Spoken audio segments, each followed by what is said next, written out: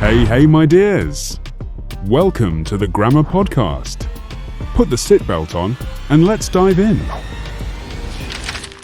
Today, we're going to learn exactly how to talk about things that belong to us in English, so you always get to keep what's yours. We're going to take this very, very slowly, step by step. By the time we finish up here, you're going to know exactly how to say who owns what, using some incredibly simple patterns. It's going to be a breeze. So here is our quick roadmap for today. First, words before the noun. Second, using those words with verbs. Third, adding an S to names. Fourth, words like mine, yours, his, and hers. And finally, some special plural words. All right, let's jump right in. Section 1, words before the noun. Now, you might hear teachers call these possessive adjectives, but please do not worry about that big grammar term. It really just means the small essential words we put right before an object to show who owns it. So instead of saying something clunky like the book of me, we just use one simple word right at the front. Look at how neatly everything lines up here. I'm going to read each row for you. Watch how the person becomes the new word. I becomes my bag is heavy. You becomes your. Is this your pen? He becomes his name is John. She becomes her coat is green. It becomes its, the dog likes its food. We become our teacher is kind. And they become their house is near the school. Take a moment to just let those map out in your head. Section 2, using words with verbs. Okay, so now we're going to take these brand new words and plug them into simple action sentences. We're going to use a super predictable 1, 2, 3 pattern: positive, negative, and question. Let's start with our first verb, to be. So that's am, is, and are. Notice the 3 steps here. Step 1, the positive, my address is correct. Step 2, the negative, my address isn't correct. And step 3, the question, is my address correct? Notice how the word my never changes. It stays exactly the same no matter what kind of sentence we make. Let's apply that exact same 1, 2, 3 pattern to the verb have got. Look really closely at this. Step 1, positive, I have got my ticket. Step 2, negative, I haven't got my ticket. Step 3, question, have I got my ticket? See, the pattern is always the exact same. Now let's look at the verb like. This time, I want you to put your focus on the word our. Step 1, we like our new house. Step 2, we don't like our new house. Step 3, do we like our new house? See how simple that is? The word our tells us exactly who owns the house, and it fits in there perfectly. All right, let's look at the word can. We'll focus on the word your here. Step 1, you can borrow your brother's pen. Step 2, you can't borrow your brother's pen. Step 3, can you borrow your brother's pen? Take a couple of seconds to think about that question format. The order changes up just a bit, but the meaning is perfectly clear. To wrap up our verb patterns, let's look at need and want. Step 1, I need my glasses. Step 2, I don't need my glasses. Step 3, do I need my glasses? Honestly, English grammar is incredibly predictable when you just follow these steps. You now have the basic formula to build almost any sentence.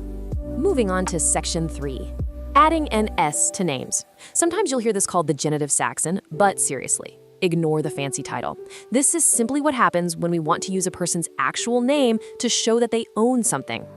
I really want you to look at the left side of the screen, the part marked in red, the car of Maria. In English, we just do not say this.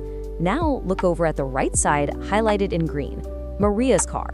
We literally just add an apostrophe S to the name, Maria's car. The doctor's office. It's fast, it's easy, and it really saves you time when you're speaking. Let's read through this table very slowly. I want to prove to you that adding an S to a name perfectly fits the exact same 1, 2, 3 verb rules we just learned. Positive, Sarah's coat is blue.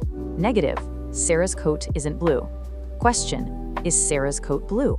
It works with the verb to have too. He has got John's bag. He hasn't got John's bag.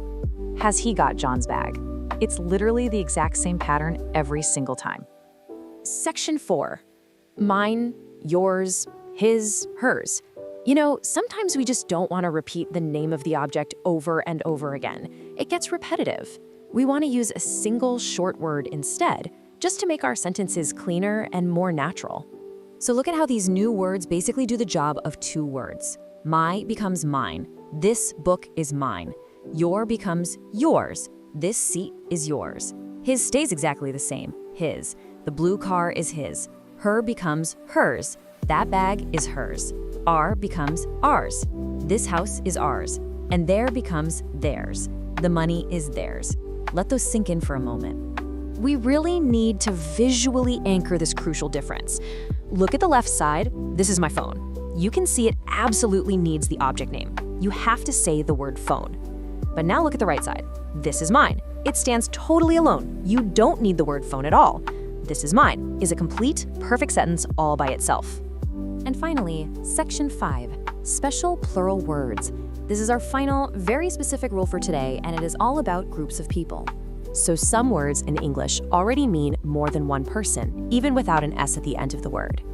For these special group words, we just add the apostrophe S to show ownership.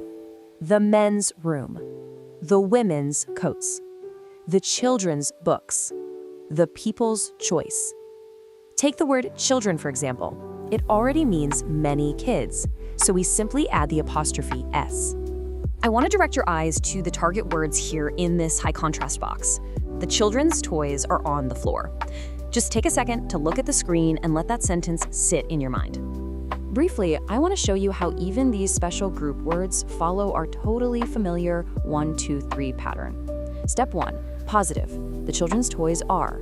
Step 2, negative. The children's toys aren't. Step 3, question. Are the children's toys? You now know exactly how to build positive, negative, and question sentences for absolutely anything. Well, we've reached the end.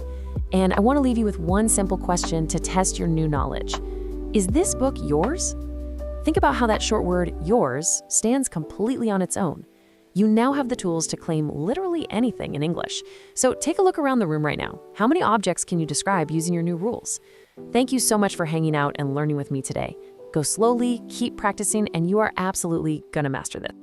If you like this video, write in the comments, subscribe to the channel, give us a like, and share the video with your friends. If you'd like to practice more, click the link up here to jump into the next English lesson.